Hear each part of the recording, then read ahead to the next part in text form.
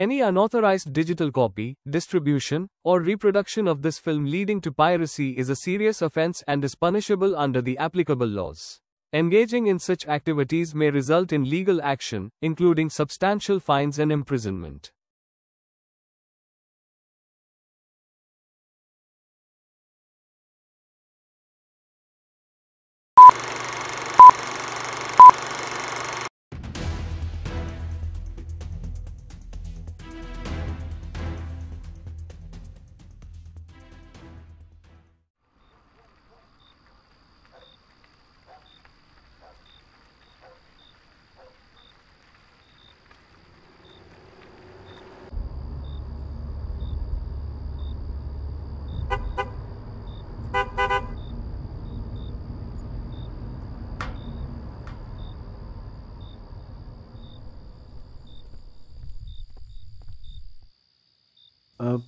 আপনি crime journalist Miss Firdous Afrin না? কি চাই? ম্যাডাম, আমার নাম শত্রুঘ্ন সেন। আমি ক্রাইম ব্রাঞ্চের senior inspector.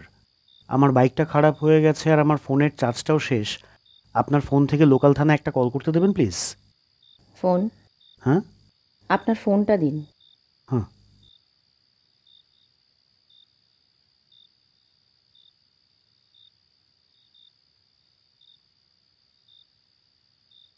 I card?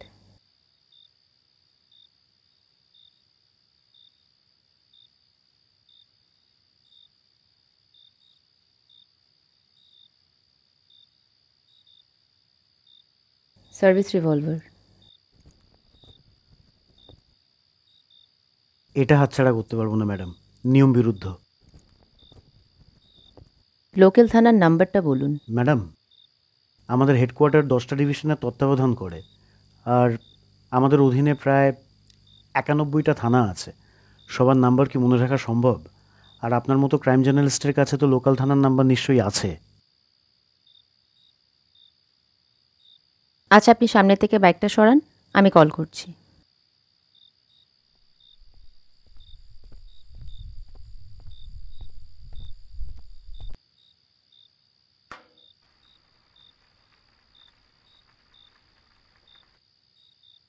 Mister Sen? আসছি।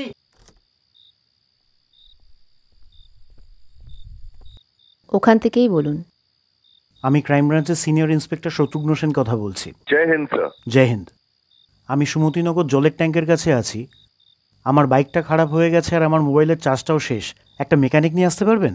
এত রাতে তো মেকানিক পাওয়া মুশকিল, তাও দেখছি।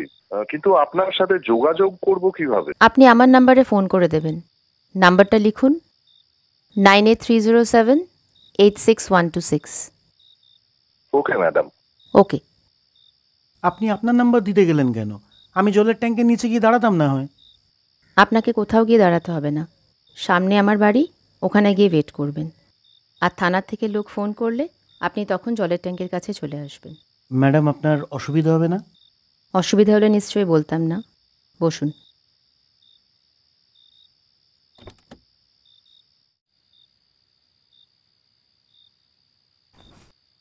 আচ্ছা ম্যাডাম, টিভিতে সারাক্ষণ পুলিশকে গালাগালি করেন, সেই পুলিশকে এতটা সাহায্য করার কারণ কি?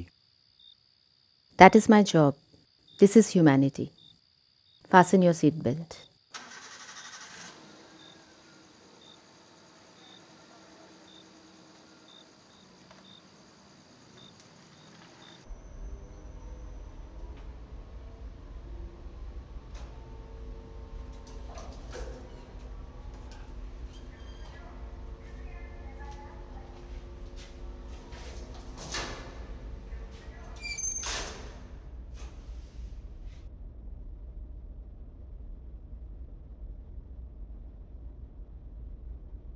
এ নিন চার্জার, আপনি ফোনটা চার্জ দিয়ে নিন, আমি কফি নিয়ে আসছি।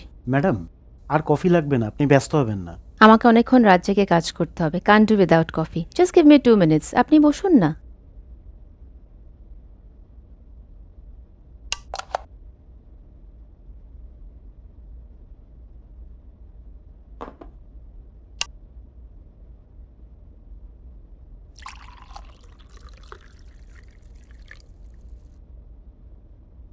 এই নিন কফি।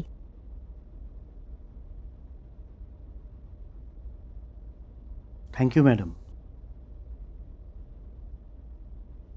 আচ্ছা ম্যাডাম, আপনি বললেন যে আপনি অনেকক্ষণ জেগে কাজ করবেন। যদি কিছু মনে না করেন, জানতে পারি যে এত রাত্রে কি কাজ করবেন? কাল প্রাইম টাইমে একটা স্টোরি কভার করব, সেটারই কিছু প্রিপারেশন আছে। কি স্টোরি বলা যাবে? অবশ্য আপনার যদি কোনো অসুবিধা না থাকে। দ্য চেসবোর্ড কিলার।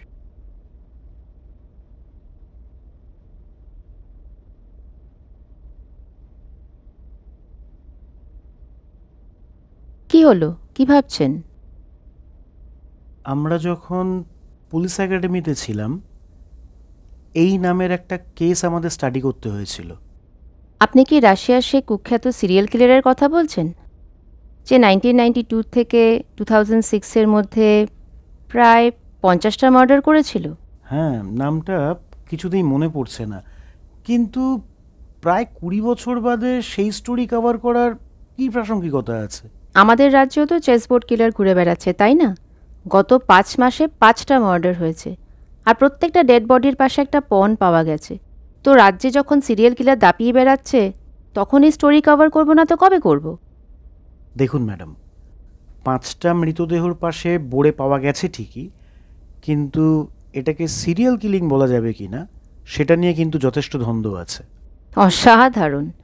5টা খুন হয়ে গেল, আর আমাদের রাজ্যের পুলিশ নাকি কনফিউজড। তো জানতে পারি কনফিউশনটা কী নিয়ে?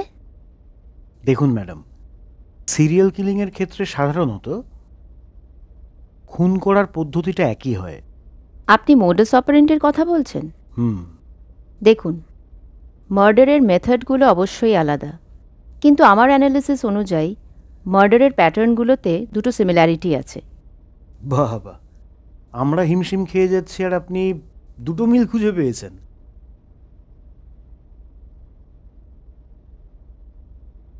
তা কি মিল জানতে পারি? তাহলে আপনাকে বুঝিয়ে বলতে হয়।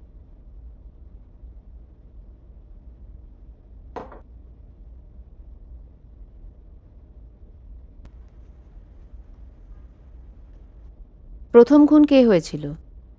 এসআই ধর। দেখুন, ইউনিফর্মের বেল্ট দিয়ে গলায় ফাঁস দেওয়া হয়। দ্বিতীয় খুন কে হয়েছিল? এসিপি শিকদার। পয়েন্ট ব্ল্যাঙ্ক থেকে ফায়ার করা হয়, আর ব্যালিস্টিক রিপোর্ট অনুযায়ী ওনারই সার্ভিস রিভলভার দিয়ে ওনাকে গুলি করা হয়েছিল, এবং সেই রিভলভার কিন্তু এখনো খুঁজে পাওয়া যায়নি। থার্ড ভিকটিমকে? ডক্টর ঘোষ। তার গলায় স্টেথোস্কোপ পেঁচিয়ে শ্বাসরোধ করা হয়। ফোর্থ আর ফিফথ ভিকটিম কারা? অ্যাডভোকেট চন্দ আর জাস্টিস চক্রবর্তী। অ্যাডভোকেট চন্দকে ন্যায়ের দাড়িপাল্লার চেন গলায় পেঁচিয়ে শ্বাসরোধ করা হয়েছিল, আর জাস্টিস চক্রবর্তীকে মাথায় হাতুড়ি মেরে হত্যা করা হয়েছিল। ওটা গ্যাভেল। জাজের হাতুড়িকে গ্যাভেল বলে। ও, এত ভোকাবুলারি থাকলে তো আপনার মতো জার্নালিস্ট হতাম। What ever. আচ্ছা, এই ফটোগুলো দেখে আপনি কোনো প্যাটার্ন খুঁজে পেলেন?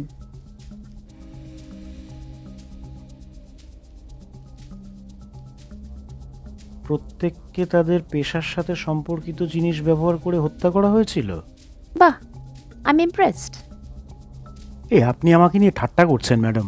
আরে আমি তো প্রশংসা করলাম। আমি কটাক্ষ বুঝি ম্যাডাম? আচ্ছা ম্যাডাম, এই ছবিগুলো আপনি কোথা থেকে পেলেন? পুলিশ আর জার্নালিস্টদের সোর্সের ব্যাপারে কিন্তু জিজ্ঞেস করতে নেই। সহমত। আচ্ছা, আপনি বলছিলেন যে এই খুনের প্যাটার্নের মধ্যে আরেকটা মিল আছে, সেটা কি? সেটা বুঝতে গেলে আগে আপনাকে এটা দেখতে হবে। দেখুন তো একে চিনতে পারেন কিনা।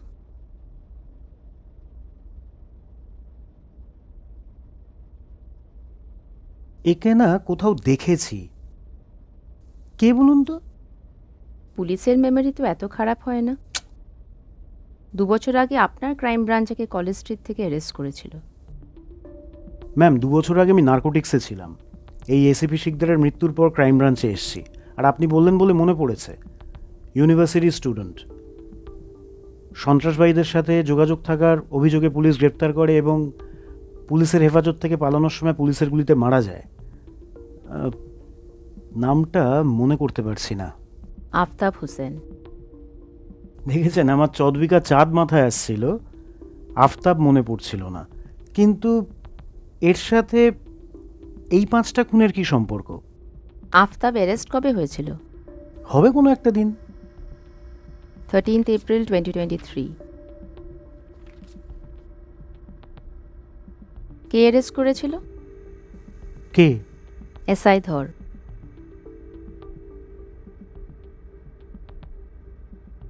আর 13th April 2025 এসআই ধর খুন হন।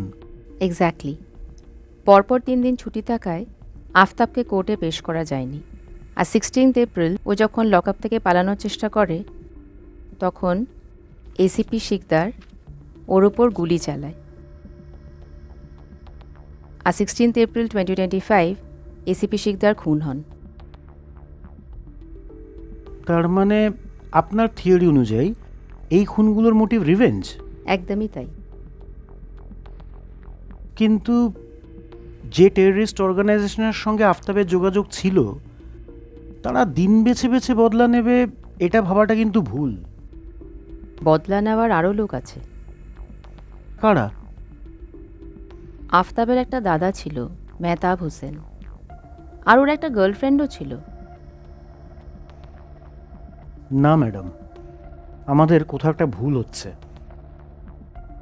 আমরা যদি বদলা নেওয়ার অ্যাঙ্গেলটা দেখি তাহলে বাকি 3টে খুনের ক্ষেত্রে কিন্তু সেটা প্রযোজ্য হচ্ছে না।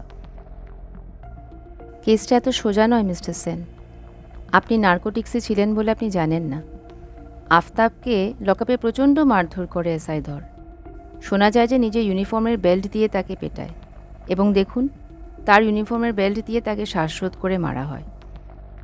কিন্তু আফতাবকে যদি বেল দিয়ে মারা হতো ওর শরীরে সেটা দাগ থাকতো এবং পোস্টমর্টম রিপোর্টেও তার উল্লেখ থাকতো, সেটা কি ছিল? ছিল না তো। পোস্টমর্টম রিপোর্ট ওয়াজ ফেব্রিকেটেড। আর রিপোর্টটা কে বানিয়েছিল? ডক্টর ঘোষ। ইয়েস। আর পোস্টমর্টম রিপোর্ট এসেছিল 19th April 2023।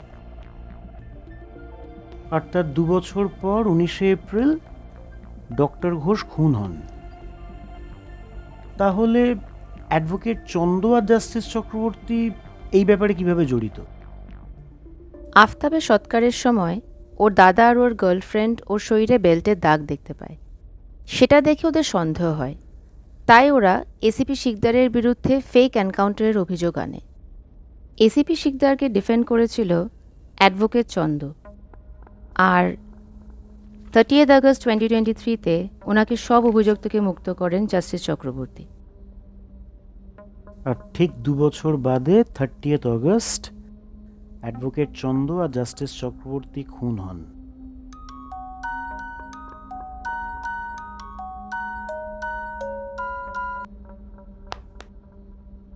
হ্যালো, হ্যাঁ বলুন। ঠিক আছে, আপনি কল করে দেবেন।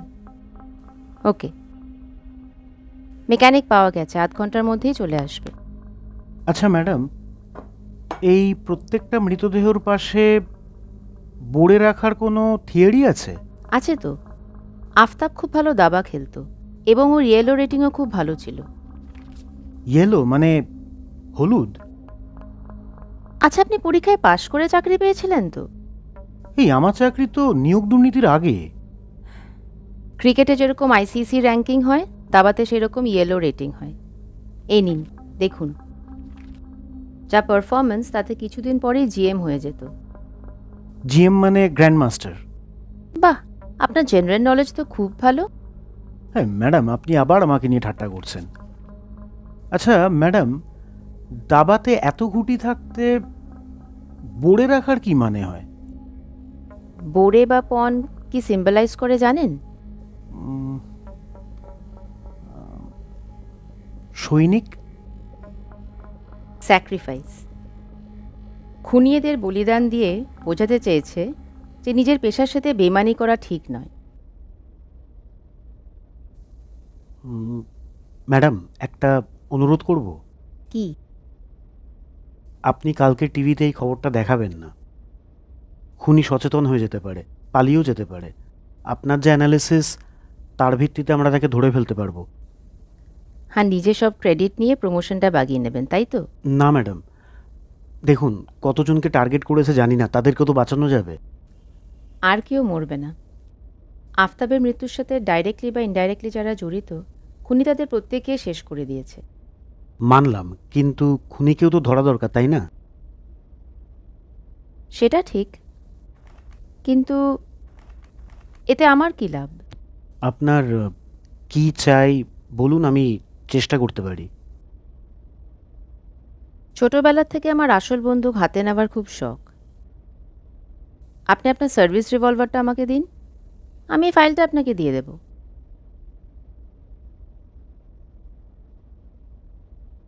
ঠিক আছে ম্যাডাম, এই লকটা খুলবেন না, লোডেড আছে। আচ্ছা ম্যাডাম, আপনি বললেন যে আফতাবের দাদার নাম মেহতাব হোসেন, কিন্তু ওর গার্লফ্রেন্ডের নাম কি? ফিরদৌস আফরিন। ব্যাপারটা কিরকম কাকতাল। ম্যাডাম কি করছেন? আফতাব বিরোধী দলের ছাত্রনেতা ছিল বলে ওকে মিথ্যে অভিযোগে ফাঁসিয়ে আপনারা ওকে মেরে দিলেন। ম্যাডাম, আমি তখন নার্কোটিক্সে ছিলাম। চুপ করুন, এখন তো ক্রাইম ব্রাঞ্চে আছেন। এসআই ধরার এসিপি শিকদারের কুকির থেকে ঢাকার চেষ্টা করছেন কেন? ম্যাডাম, কোথাও একটা বুঝতে ভুল হচ্ছে ম্যাডাম, আমি এরকম কিছুই করছি না। আপনার কি মনে হয় আমি কিছু জানি না? ম্যাডাম, ম্যাডাম এটাকে নামান, একটা বিপদ হয়ে যেতে পারে ম্যাডাম।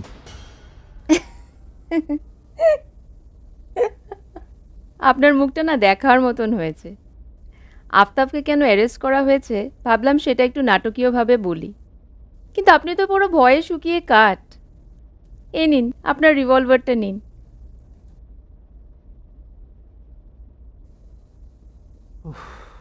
আপনি না নিউজ চ্যানেল ছেড়ে সিনেমা করুন। আরে, ছোটবেলা থেকে এটাই তো আমার স্বপ্ন ছিল। আচ্ছা ম্যাডাম, আপনি যখন জানতেন যে আফতাব নির্দোষ, আপনার টিভি চ্যানেলে সেটা বলেননি কেন? কি করে বলতাম? রাজ্য সরকার আমাদের চ্যানেলের স্পন্সর ছিল। তাহলে সেই রাজ্য সরকারের পুলিশকে সারাদিন এত গালাগালি করেন কেন? কারণ এখন কেন্দ্রীয় সরকার আমাদের চ্যানেলের স্পন্সর। কিন্তু সত্যি দেখানোটাও তো আপনাদের কাজ, তাই না? আপনি কোন যুগে আছেন? We don't deliver the truth, we design it. বুঝলাম, কিন্তু ম্যাডাম আপনার অ্যানালিসিসে দুটো ভুল আছে। Oh really? I would love to know. আপনি বললেন যে বোড়ে বা পণ স্যাক্রিফাইসের প্রতীক, সেটা ঠিক, কিন্তু একটা বোড়ে যদি নিজের ঘর থেকে আরও 6টা ঘর এগিয়ে যায়, তাহলে কিন্তু সে মন্ত্রী বা কুইনও হতে পারে। তো এটার সাথে এই কেসের কি সম্পর্ক? এখনও অবধি 5টা খুন হয়েছে, খুনি কিন্তু এখনও ধরা পড়েনি। তো আর এখানেই আপনার থিওরির দ্বিতীয় ভুল। খুনি 6ষ্ঠ খুন করে সে তার লক্ষ্যে পৌঁছে যাবে। আচ্ছা, তাহলে আপনিই বলে দিন 6 ভিকটিমকে। আপনি? তাই? তাহলে এটাও বলে দিন যে কিলারকে। আমি? আপনার অ্যাক্টিংটা ঠিক কনভিন্সিং হলো না। আমি কিন্তু আপনার মতন ভয় পাইনি। ম্যাডাম, আমি আপনাকে দুটো মিথ্যে কথা বলেছি। আমার নাম মেহতাব হোসেন। আমি আমার ভাইয়ের শত্রুদেরকে এক এক করে শেষ করছি বলে নিজের নাম শত্রুঘ্ন রেখেছি। আর এটা নিশ্চয়ই বলতে হবে না যে আমি পুলিশ নই, আর আমার এই আই কার্ডটা ফটোশপ করা। আর হ্যাঁ, আপনি যে সার্ভিস রিভলভারটা কিছুক্ষণ আগে আপনার হাতে নিয়েছিলেন, সেটা এসিপি শিকদারের। কিন্তু আপনার ভাইয়ের মৃত্যুতে আমার তো কোনো হাত নেই। আমার ভাই বিরোধী দলের ছাত্র নেতা ছিল বলে সরকার থেকে গ্রেফতার করিয়েছিল। সে টেররিস্ট আর সন্ত্রাসবাদীদের সাথে যোগাযোগ আছে, এই খবর আপনি আপনার চ্যানেল থেকে রটিয়েছিলেন, মনে পড়ে? I was under a lot of pressure. এটা একটু মিথ্যা কথা হয়ে গেল ম্যাডাম।